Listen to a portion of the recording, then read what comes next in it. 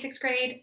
This is part 2 for day 2's mini lesson. So if for some reason you haven't yet watched part 1, please go back to your daily planner and check and watch part 1, which was a recap and a jump into today's lesson. And I'm going to go ahead and look at this problem that's on my whiteboard here.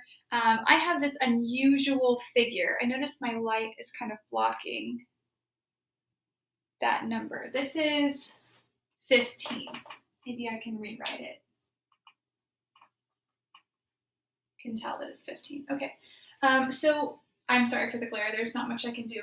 So this shape here is very unusual, right? And so if I'm choosing to use strategies to find area of shapes that might be a little bit different that I'm used to seeing, I know that I can use the clues found on the edges of this shape to make up partial shapes, right? Or to decompose this larger shape into easier shapes that I can identify, and then I can compose them or put them back together to add up their areas to find out what the actual interior of this shape is. So if you notice here, right, I am looking at different sides. For instance, this side is 10, 15, 10, 10, 10. I have this long side of 35, 10, and 15, right? And so for me to be able to decide how much space this shape is taking up, I need to be able to break it up. Now, if I'm looking, first of all, I notice that if I were to take the entire height of this shape, right, or the width of this shape, I would have to combine this side, and this side. So that's 10, 10, and 10. So I know that the entire height, if I were to add it up together, would be a height of 30. Now, I can do the same thing here down on the bottom. I have 10, and then continuing on, 35, and then 15 more. So if I add all of that up, I know that the shape is 60 units long. Now, I can't just multiply length times width, right? Multiply 30 times 60, because I have this piece here, and this piece here, and this piece here that are empty space, and so the area wouldn't be accurate because this isn't a perfect rectangle. This is a different shape that is not perfect on its sides. So I'm going to break this shape up into rectangles and use length and width to solve for the area of each piece. So you might notice, right, I have this piece here that would easily make a rectangle, right? And I can find the area of this rectangle really easily because I have a width of 10 and a length of 35. So I'm just going to follow what I know, which is length times width, and I would multiply 35 times 10, which is 350 square feet. We'll go ahead and make these units feet for today. So 350 square feet for the top rectangle, right? Now this bottom piece, I could break it up here and go vertically to make a piece here. However, I don't know exactly how long the remainder would be. Well, actually I could. If I broke this up here, then this side would be 5. But honestly, if you're asking what I would choose to do, I would break this up horizontally, because I know that this side is 10, as I can see here. And then all I have to do is take my length, right, from here all the way across, I know is 60, because I did the math already, right? So I can take the length times the width here, length times width, 60 is my length, times 10 is my width, and my area is 600 square feet. This bottom piece, I want you just to think with me, what would we do to find this bottom segment of this rectangle here? I know that this is 10, and I need to find this missing side.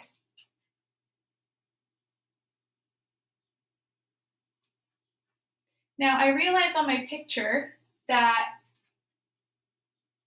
this is 15, right? And I know that the entire piece is 60. So if I take my entire piece, which is 60, and I subtract 15, what will I have? You're so smart. 45. Sorry, I have to at least pretend like you're in the room. So if I know that my length is 45 and my width is 10, then I can multiply length times width, which is 45, times 10, and I would get 450 square feet. So now that I have these partial rectangles, I've decomposed my square or my shape into 3 parts. Then I can compose it or bring it all back together to find out what the total area is. So I have 350 plus 450, that's 800, plus 600 more is 1,400.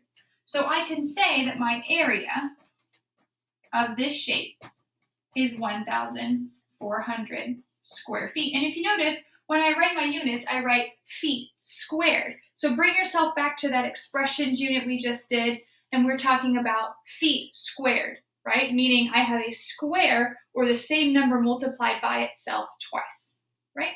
So these are individual squares hiding in my shape. And if I were to count them all up, if they were truly inside, then I would see 1,400 of them. Okay, we're going to look at a different shape.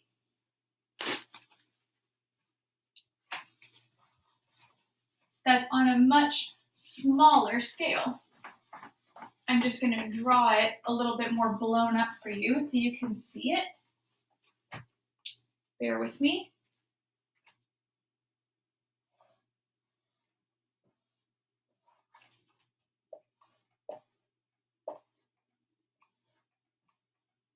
Now, I'm not perfect with the drawings here, so if it's not exact, just bear with me. Okay, so in this figure, I'm zooming in, right, to a shape, and I see that I have 2 perfect squares on the inside, right? If you tilt your head, look at it this way, I see that I have a square from this side, this angle, right?